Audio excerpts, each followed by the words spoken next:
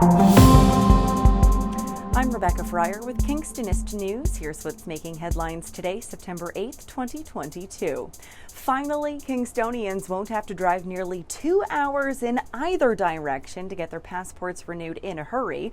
On Wednesday, September 7th, MP for Kingston and the Islands, Mark Garrettson, was at the Service Canada location in the Frontenac Mall, where he announced officially that Kingston has been selected as one of 4 new locations offering 10-day passport pickup.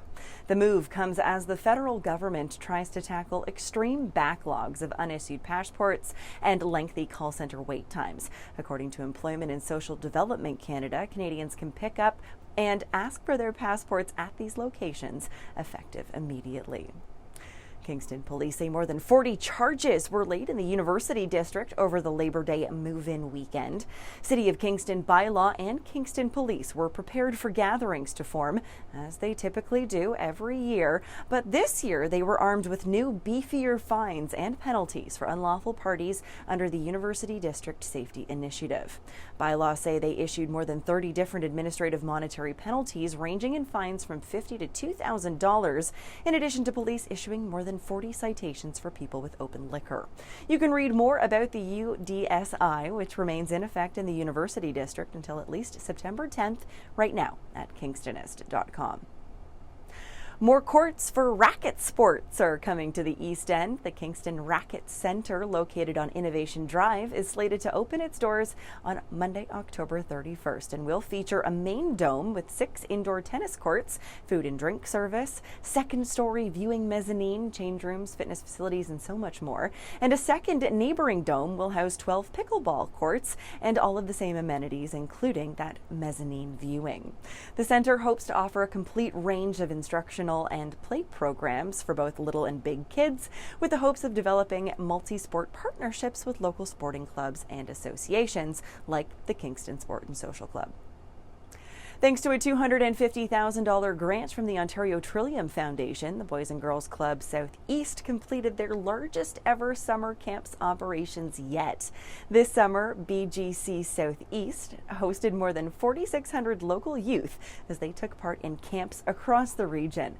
The group says they plan to continue to build on this expanded operations schedule as the community demands, including starting this fall. They'll begin offering a free sports and education league and specialized fitness and tutoring programs. If you've always wanted to learn how to punch through a wooden board, well, why not do so for a great cause this weekend? Talek Martial Arts is hosting a board-breaking fundraiser for Bella, a Kingston teen whose life was turned upside down in the fall of 2021 after suffering unexpected brain complications during a routine knee surgery. Doctors have yet to figure out exactly why Bella was left unable to walk or speak and in constant pain, but they do hope an upcoming procedure at Sick Kids Hospital in Toronto, known as deep brain stimulation, might help unlock some of her symptoms. This weekend's fundraiser aims to help the family with expenses during their stay in Toronto, which is expected to last roughly 6 weeks. You can check out kingstonist.com for full details and exactly how you can get involved. And lastly, a precious story about a lost pin found and now reunited with a Silver Cross widow who figured it was gone forever.